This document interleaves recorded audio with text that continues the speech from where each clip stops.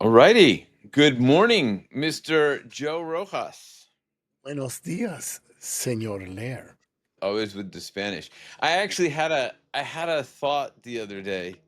We were going someplace. Oh gosh, where were we going? But I thought, oh man, I'll bet they're going to be ICE, people here. And oh I don't anyway, it doesn't matter. So I thought, all right, if there are ICE, I was with my wife, right? And we were speaking Spanish, and I said, okay, if there are ICE, if they Agents, come yeah. up and they try and do something, I'm only speaking to them in Spanish.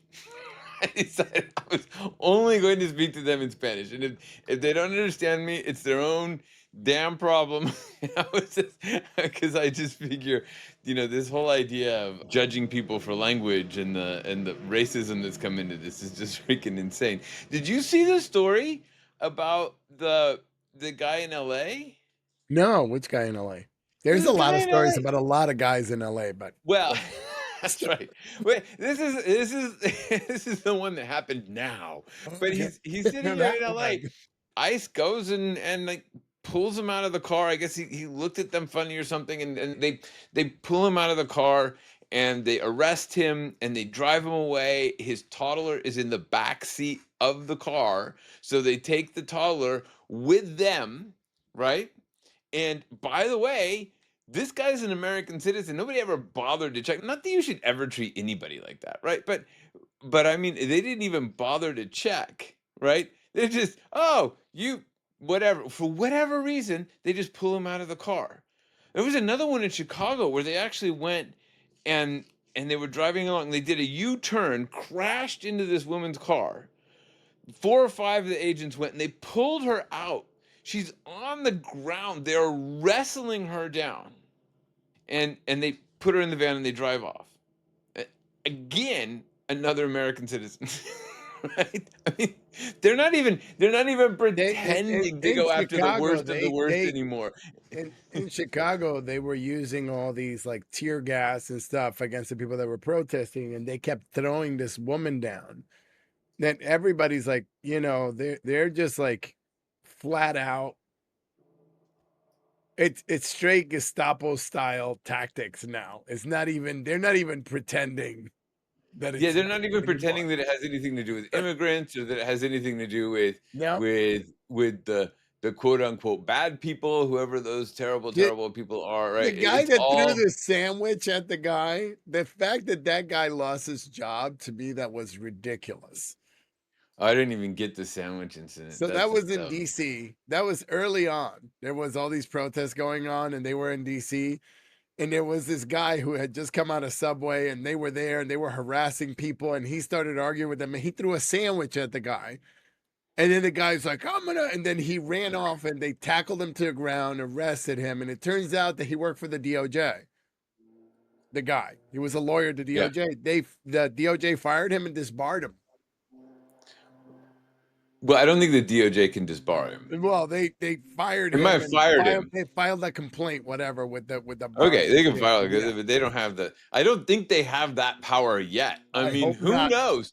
Who knows, man? They may soon take over the bar association. I mean, if you aren't a lawyer for Trump, then you aren't allowed to be a lawyer. But what we want to chat a little bit about today is this government shutdown and using the shutdown as a weapon. What I think is particularly interesting is the power dynamic in this shutdown. I wrote a couple of days ago about how there's really no incentive for either side to move on this thing. If the Democrats give in, they cease to exist as a political entity.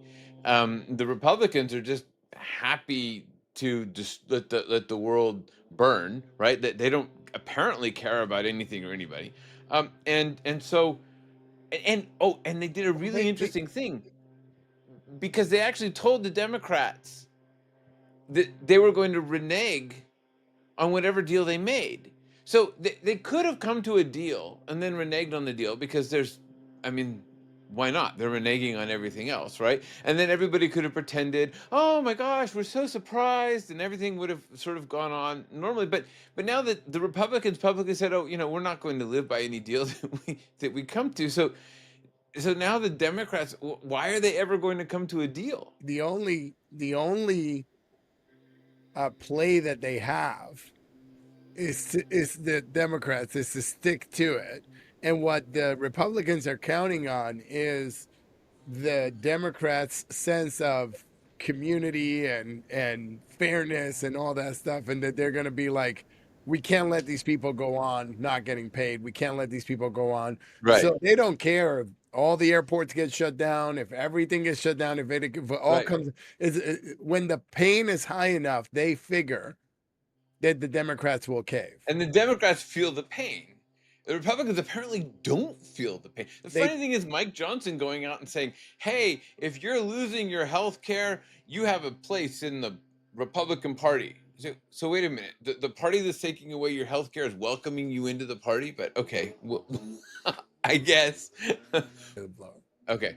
So anyway, so we've talked about that, right? But here, I think what's interesting about what's happening now is a little bit different take, right? And it's how the regime, right, is actually using the shutdown to consolidate partisan power, and they're removing neutrality from government execution, okay, and formalizing the use of government channels to promote misinformation.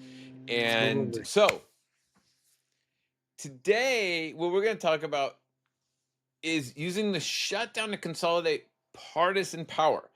And it's removing the neutrality from government execution to formalize the using the government channels for misinformation, for control, for partisan ends. The interesting thing is for us how we get smarter about fighting against some of these sort of mind-numbing effects, right? Because when it's so pervasive, it's just easy to believe that it's true, right?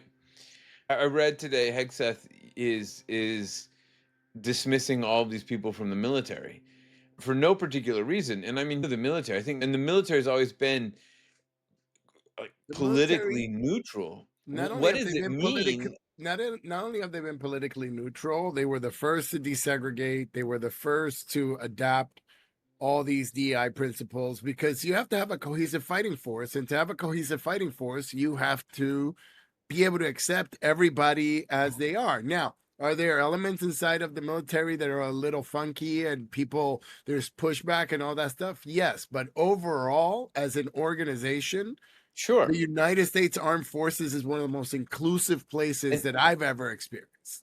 and so what happens, right, when it becomes nothing more than a political force, right? I mean, it's kind of a scary thought, right? If the Yeah, the army and the military just become extensions of the political desires, and then that can get kind of scary, right?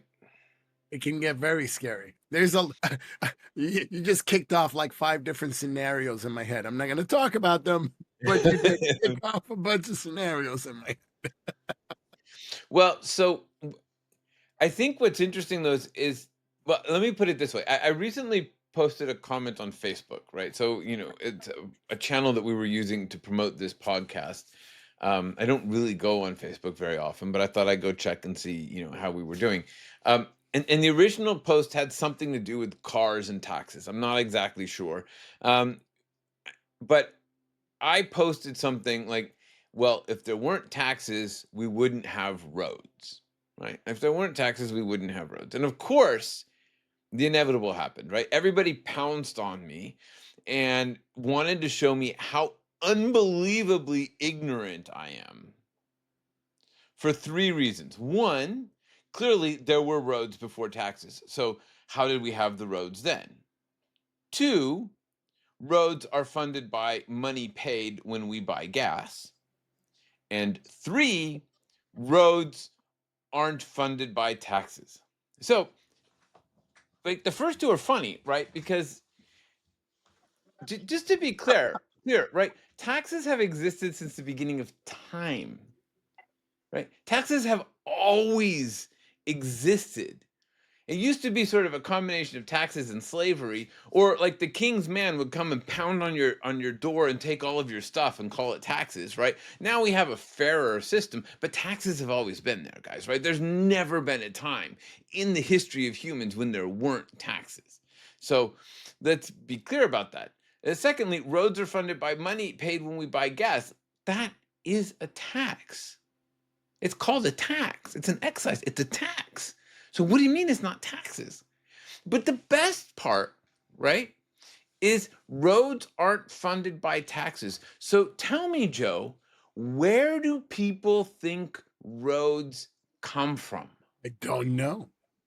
The Right? magical road fairy. It must be the magical road fairy that There's a goes out and magical road fairy. sprinkles road dust, right? And all of a sudden the roads are there. They And appear. the magical road fairy apparently often brings snowplows too, right? Yes. Because I guess those are also not paid for out of taxes. Like And I'm not and sure how this and all goes. repair trucks to fix potholes, and the magical fairy is just runs the whole DOT apparently. Of course, right? So State. there's a lot of magic out there. All I have to do is manifest the road, and it's going to show up, right? And so I I realize that really as a society we just don't understand what government is. We don't get it, and I think that's partly how this uh, regime is able to use these means of government to consolidate their power, right? So the thing about government is there's some things that the private sector doesn't do a good job of funding. You know, things like militaries, police, judges, infrastructure, right? Because why am I going to build a road for everybody? Um, and in terms of roads, like one of the most important projects in the US's economic development was the interstate highway system, definitely paid for by taxes, right? Dreamed up by the Eisenhower administration. So the government is how we come together. So we as a people come together to fund these things, right? And roads take funding, snowplows take funding. And Not it's also magical, how not magical fairy dust. not magical fairy dust. You just can't count on the magical fairy to produce the road when and where you want it.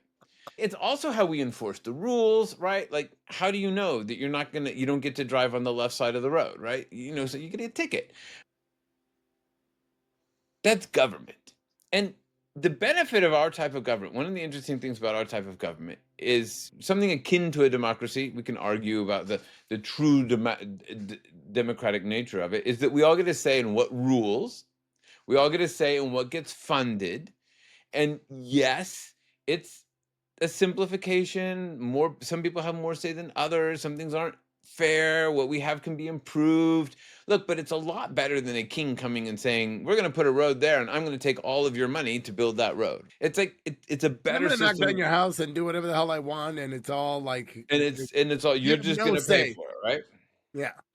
So we end up with the question of how we're going to decide things. So this means that we need to debate and we need to have conversations. We need to have who's right and who's wrong. We have to have different ideas because nobody actually knows the truth of anything, right? Like we're all sort of figuring it out. Where do we actually need a road? We're figuring it out, and nothing is actually a straightforward question. We need data, we need analysis, and we need people to sort of come up with some idea. And then we have to make a decision, right? So there has to be some sort of debate, there has to be some back and forth, and then there has to be a decision. Now, once we have the decision made, we have to execute the decision, right? So that's like the execution arm. And what we really want is for that execution piece of the government to be neutral, right? We don't really want them to build a house only to the build a road only to the third house on our street because that's where the Republican is, right? That doesn't make any sense. Everybody needs a road so that they can go participate in the debate and have the conversation.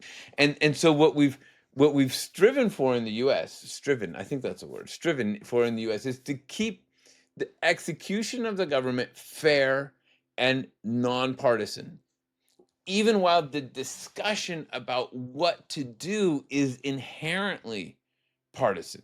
But Yes. once a decision's made, implementation is inherently nonpartisan. The interstate system connects all of us: red states, blue states, purple states, states that don't want to play ball, whatever. It's that execution for everybody that's crucial to the government. And back to the military has to be for everybody, not just, you because, you're taller and can shoot a gun, right? It's got to protect everybody. What's different in this shutdown is the use of communication, government channels, and execution Yeah. in an attempt to punish one side of the debate about the decisions. If you cut through the noise, right, the current shutdown is really a result of the Republicans funding through rescissions and their big bill, while the Democrats think they have a winning point to stand on respecting rules and not cutting health care. In a weird twist, the cuts that the Republicans want impact red areas more than blue areas. But the power story is how they are using the crisis as a tool for ideological restructuring, or to continue their push to make the execution of the government more partisan, to do more of the things that's harming the people who are actually supporting them, which is all very sort of backwards and difficult to understand.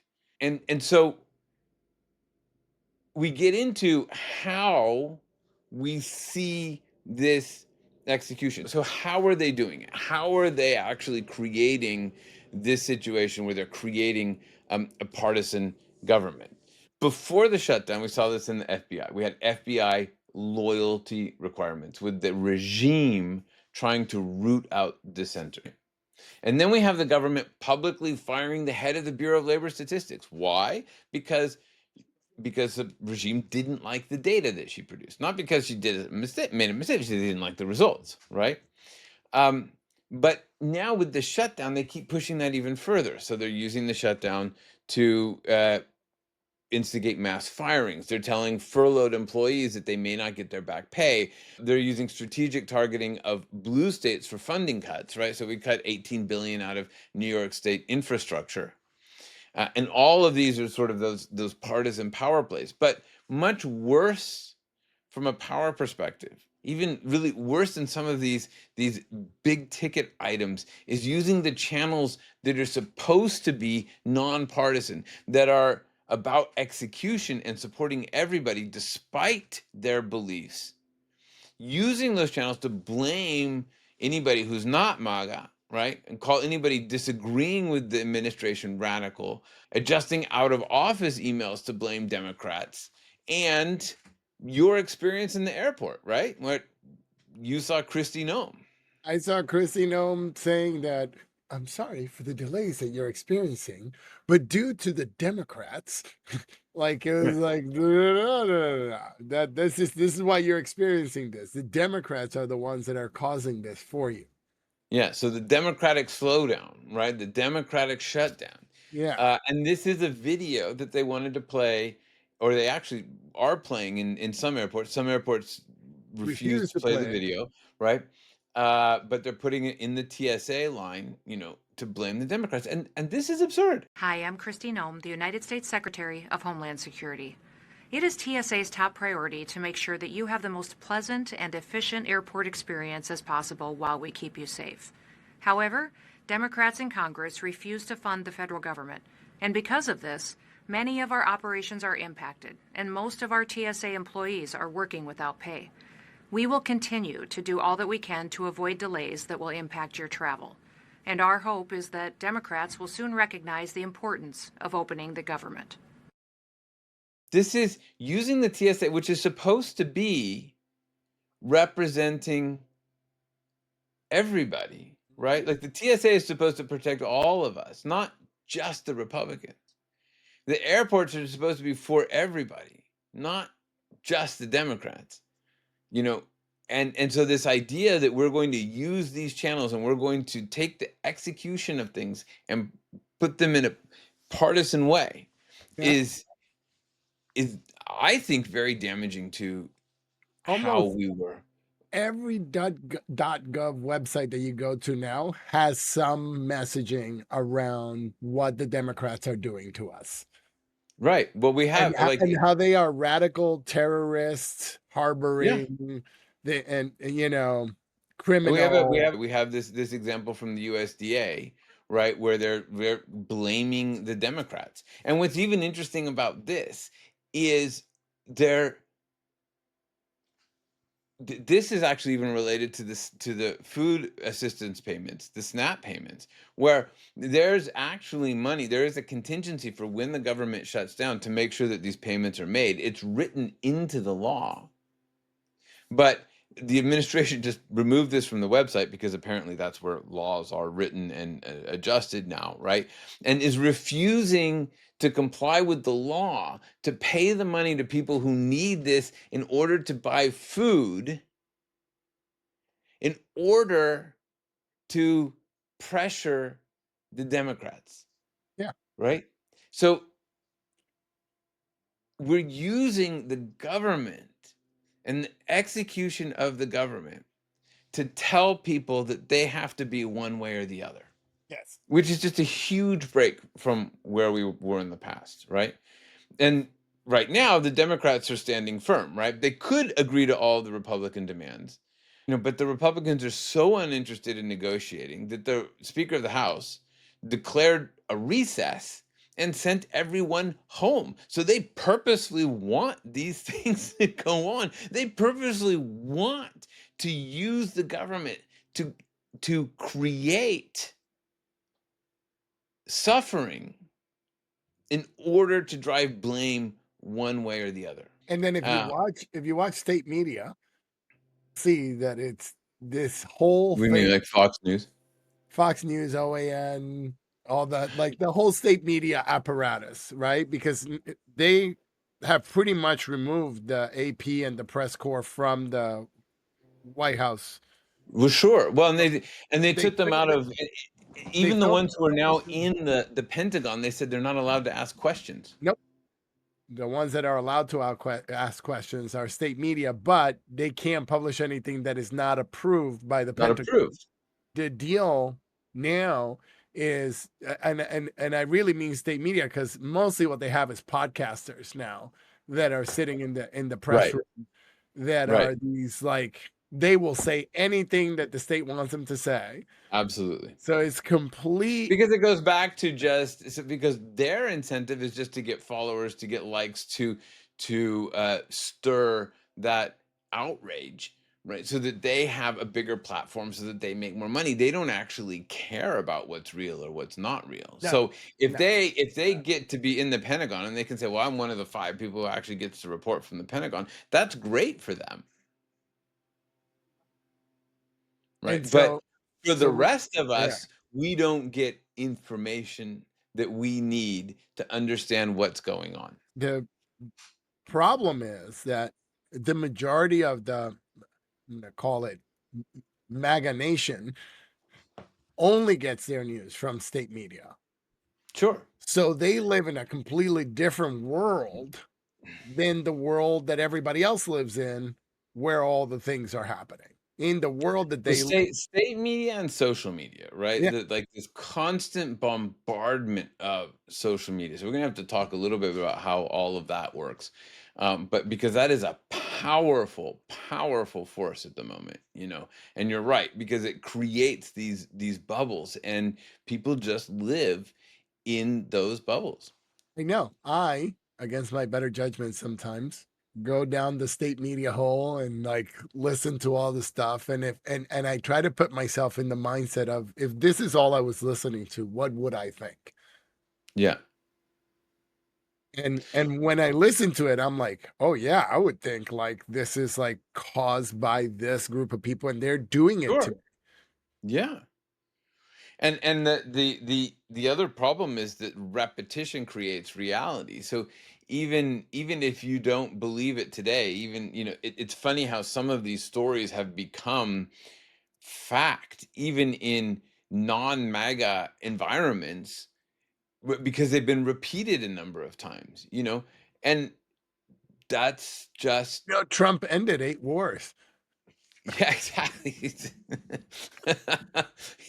He solved all these crises that he created. He He ended put us 2 in a before they even started. Like, yeah. that's how Phenomenal, right? Phenomenal. I think I've said it here before, Trump, you do not get the Nobel Peace Prize if your people are harassing, if your military is out harassing your people, they're not going to give you the prize. I hope. My goodness. I've been wrong about some of these things before. Yeah, well, But anyway, but if you think about what it means to have the government, like, only for those in charge. It's like every few years we'd be starting from scratch.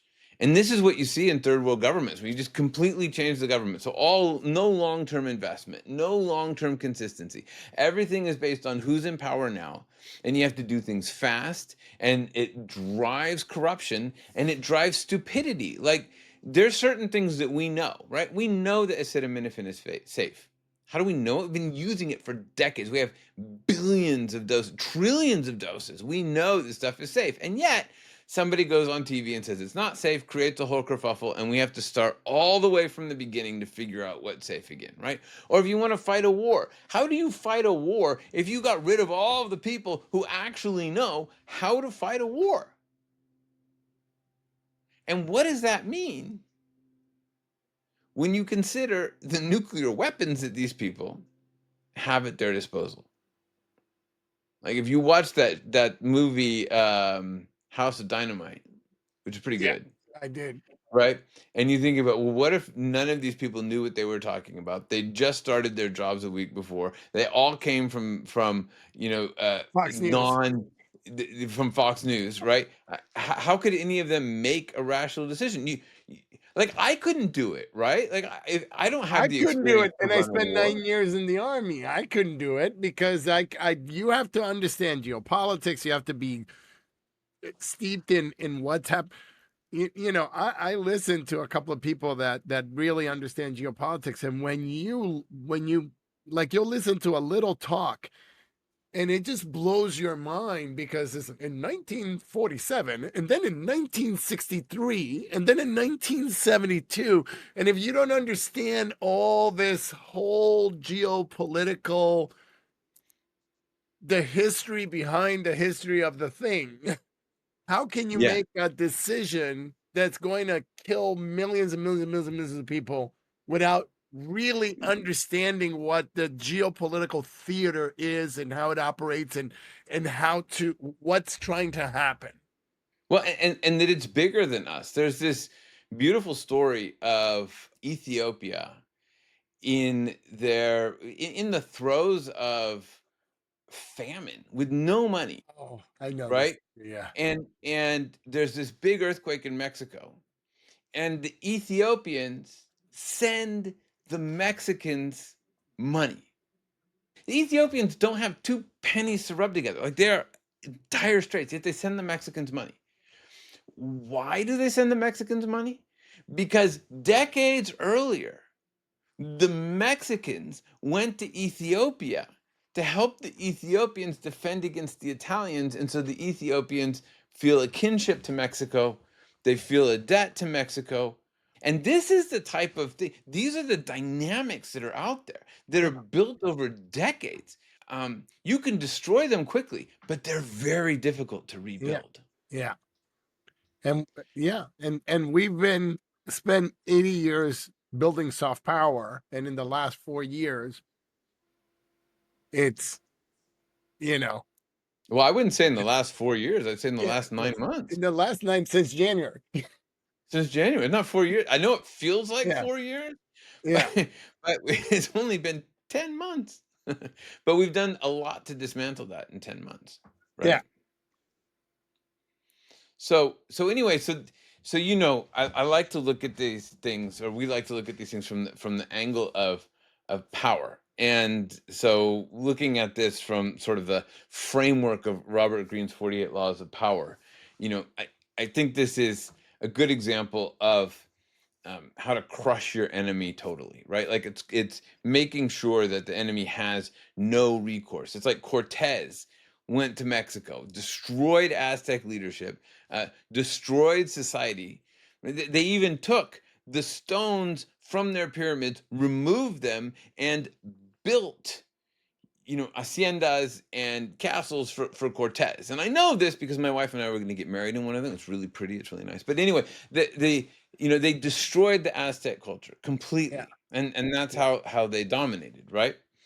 But what's interesting is this strategy really works best when you're in this zero-sum competition and you don't want a long-term partnership, which is clearly how the Republicans view politics, as a zero-sum, and they view the Democrats as someone we have to defeat rather than a long-term partner, Yeah. right? No. They're out to not have any more elections ever again. They're out to destroy the Democrats, and the Republican Party is it forever. Right. That's the For it. game that they're in right now. And anybody that thinks anything different has lost their freaking mind. So I think there is a weakness to this strategy. And I think we can see some of this weakness coming through. And that is that the regime ends up looking like a villain. If there's any compassion for the Democrats, if there's anybody who feels connected to the Democrats, then the Republicans just end up looking like villains. And we know, because 8 million people came out for No King's Day while you were off stealing jewels in Paris. We know that there's a lot of support for the Democrats. So eventually, as ICE is sort of revealing themselves as the regime's thugs, and they're going after American citizens, like, this is going to look bad. So, like the apartheid regime in South Africa, right, tried to destroy Nelson Mandela completely. But from his prison cell on Robben Island, where he was isolated from everybody, he became the martyr. He managed to turn the tides. And the regime ended up collapsing under its own cruelty. And I think eventually the cruelty of this regime and its policies just become too much for them to bear. At some point, it backfires. At some point, when people are starving, it backfires. At some point, when you keep arresting people for no reason, it backfires. You're seeing pushback now from people you would not expect to get any pushback at all. I don't know if you've been watching Marjorie Taylor Greene, but she is. I don't understand her story. Here's her whole Why thing. is she pushing back against Trump? Well, she's pushing back against Trump because she was paying attention and listening to what was happening in the bubble. And in the bubble, what Trump was saying is, we're in America first. America first. And America first means that we're not going to give money to Argentina. America first means that we're going to make sure that people have health care. America first means, and she knows what those things mean. And she was on The View. Yeah, my wife said Marjorie Taylor Greene was on The View. I'm like, what is this world coming to? On The View. Whoopi, we got to chat. Whoopi was like, maybe you should become a Democrat. Like, that's the way it was, because all the things that she was saying. But you know what? Promises that Trump made that he's not keeping. She says, look, I love Donald Trump. I love Donald Trump, and I've been his biggest backer. But the things that were promised is not what's happening. And I have a responsibility and a duty to the people of my state that I said that this is why I was going to come here to get that. And you got to respect that. But you know what I think is interesting? The lady saying that. Yeah, that's right. This is the space lasers cause. What was it? Jewish space lasers are causing the weather to change. The weather to change. I don't know, whatever. No, it's specifically causing hurricanes. But but this is the thing that I've wondered about, because what gets me is the unbelievable inconsistency. Is that you say one thing one day, and the next day you say something completely different. And this is like 1984 level, George Orwell, types of switches. Like, oh, they're our enemy, and then we decide, no, they're our enemy, or we Yeah. do this, no, we do that, and then everybody just sort of goes along, and then they go along to the other side. So one thing you can say about her is, I guess she noticed the fact that everything was internally inconsistent. And I wonder why nobody else sees that it's internally inconsistent. The things that they say aren't the things that they do. And that seems out to me that would be But problematic. But that's what that's do I know? why she's taking this hard line, and a couple of people are starting to crack now because she is going. She was on Bill Maher, dude. Well, everybody goes on Bill Maher these days. I know, but she Except was me. on I Bill mean, like he hasn't talked to me about shit, but like it was like what's going you're too on? far away from your microphone. Do that again, but close the She was microphone. on Bill Maher, and I was like, what is going on? What's happening? This lady's No, everywhere the now. view is the shocker, right? Yeah, it is a shocker. It's like but she's starting to show up all over the place, right? Well, it would be And it interesting to see. Like, I feel like with the election this week, um, I think that revealed that there is truly a groundswell. There's truly discontent with what is happening, and if I were Johnson, I would look at that and say, I got to find some way out of this shutdown because this is starting to look bad for us. They are blaming us, and the people are going to blame them because the more that they do things like deny SNAP benefits, which, like we said, is going mostly to the red states, the more people are going to say, well, why is my favorite president telling me that I have to starve? There's going to be some pushback there, right? At some point, you assume, maybe, who knows? Remember, apartheid did last for 50 years, so maybe, who knows how I long know this can go on. it took Gandhi 40 years to get the British out. So it's like these things move at the pace that they move at, and we're not at the worst of it yet. Sometimes you have to hit the It'll bottom be of the barrel. interesting. Sometimes you have to hit the bottom of the barrel. And yeah, and that's sort of, I was saying to Magdalena, that's kind of the good thing about cutting off the SNAP benefits is people feel it faster. And it feels to me like the faster we feel it, like I say shut down all of the airports because the faster we feel it, the faster people are going to say this is problematic. I think the Republicans are actively working against themselves, frankly, because The the Democrats more they cannot relent, though. They they cannot can't. relent because they have a soft spot. And they're gonna, somebody's It's gonna so say, "Oh, hard. we're gonna have to work it out. We're gonna have to do something Schumer's gonna about write it. some I'm gonna letters, write a you strongly know. worded letter so that we can work it." And that's what's gonna Yeah. happen. Okay, so And then we're back at muzzle velocity because right now everything has slowed down. yeah.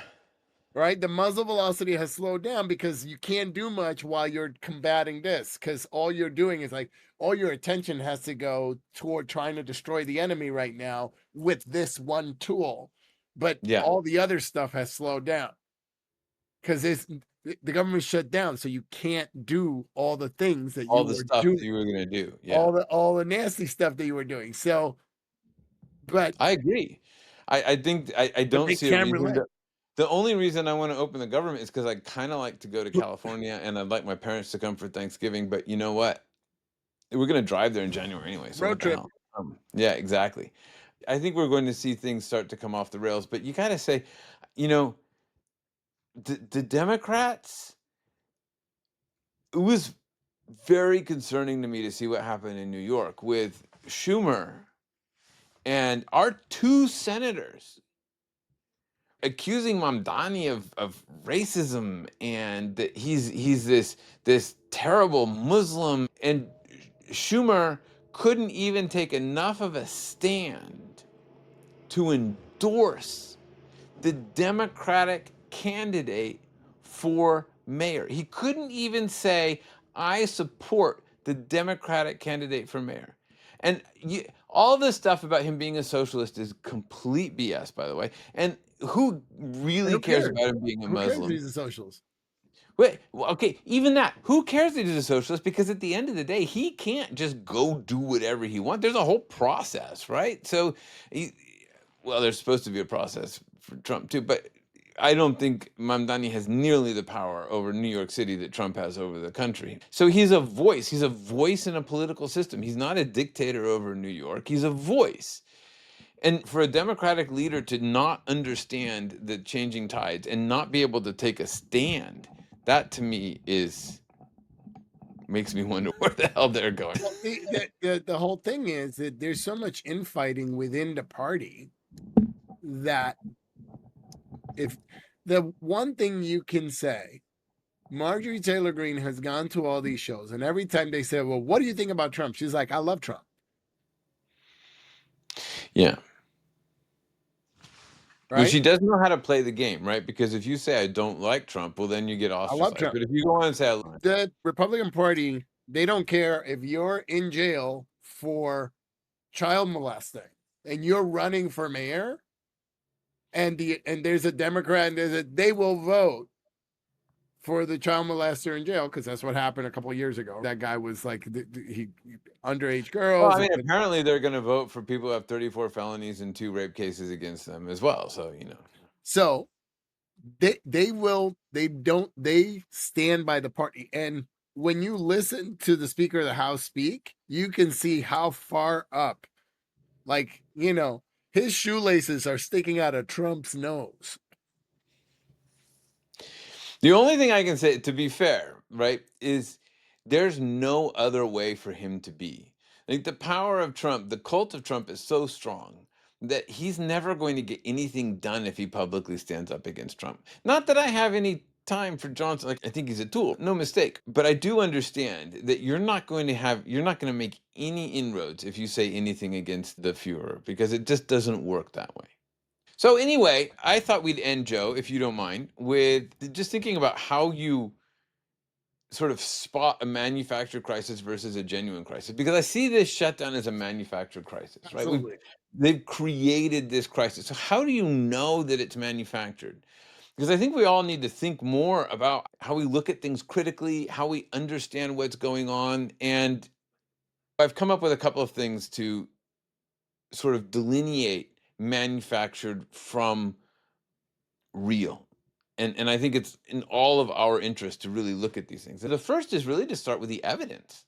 Yeah. What's really happening. And I think that means we have to get out of the bubbles, and we have to look to credible sources, and we have to look to source materials, and we have to not believe every bot on social media, and really look for the evidence, because if it's a real thing, there's going to be evidence. If it's manufactured, right? Like, oh, the Democrats are so evil and awful, is manufactured. And the way you know that is there's really no evidence for it. We need evidence from reputable sources. A real crisis is going to have multiple parties agreeing that it's a crisis. So anytime you just have one party out there saying this is a crisis, and by party I mean participants, right? So you have the regime out there saying this is a crisis, but everybody else is saying, well, is it though? And that's one of the ways that you know this, because if it's really a crisis, then everybody kind of comes together to work to fix it. Portland, right? I think, like Portland, the governor of Portland had to go, no, the state is not burning down. There is no crisis here. Don't know what you're talking about. Which is a beautiful example. There's 100 people protesting outside of an ICE facility. That's the whole thing. Our cops can handle it, and then boom, military's on the ground. So you have somebody who's there saying this is not a crisis. They're responsible for the safety of his people, saying this is not a crisis. And then you have somebody with an agenda saying that it is, and sending in the military. Well, that's evidence that this is manufactured, right? That's evidence that it's manufactured. We need to look for stuff like that. The other one is, I had another one here. So if the focus is on blaming rather than solving, right? So everybody's blaming, like the Republicans are blaming, it's all Democrats' fault, all Democrats' fault, all Democrats' fault, right? Or all the left wing. And frankly, now it's like it's all the right. That we're in a manufactured crisis. When all we're doing is blaming each other, we're not actually talking about the real stuff, right? Because if you go on state-run media, right, any of them, they never say immigrants. right, They say the Biden immigrants. oh, that's Every brilliant. single time, whether they're gonna say it 10 times in a sentence, they will say the Biden immigrants 10 times. Not the first time, all 10 times. We're gonna have to talk about the power of repetition. So remember that one, because that is like, right, because that's what they're doing, is they are creating this view of something, uh, blaming Biden, and that way any solution can be okay. That's right. That's interesting. And then I think another place that we look for, if you're really focused on fixing a problem, you're going to be willing to compromise. You're going to work with somebody to come up with a solution. So I think when zero willingness to compromise, that looks like a manufactured situation, right? Yeah, That's not a real crisis. that was super and evidently clear when the meme that the president truthed in Truth Social, right, the day of the No Kings protest was him wearing a crown, flying an F-16 fighter, shitting on the protesters. Right. And so Literally you know this is coming this. out of the plane. That's what he So tweeted. we've got blame, we've got zero willingness to compromise. Clearly, he's just trying to minimize the other side. When you look at that, you have to say that there's a problem with the fundamental argument, right? If your fundamental argument has to be an AI meme of you shitting on people, then you don't have a lot to go on, right? And that's an important thing for us to get. That said, I really don't think the Democrats can't compromise, right? So you could say, well, there's zero willingness to compromise on the Republican side, and maybe that's true. But if they compromise, they're only legitimizing this Republican position, and I think one of the ways that you can tell, who's really driving this is that there's only one side that is controlling the government and using the government channels to drive their agenda, right? And I'm not saying that the Democrats wouldn't ever do that, though they never have. But at the moment, it's clear who is politicizing the shutdown. So I think that's a good indicator of who is manufacturing the crisis at the moment. Yeah. So look, on that, it'll be really interesting to see how this shutdown ends, or whether it ends. I think there's a scenario that says this just goes on indefinitely. Next I don't 3 know years. what that means for air traffic control, but like I say, Well, road it trip, goes man. on. Let's see how it goes, and we'll look at all these power dynamics and see how all of this plays out. And if something breaks, we'll probably talk about it next time here on Masters of Influence. Alrighty then. Thanks, Joe. Thanks, Jeff. That was good.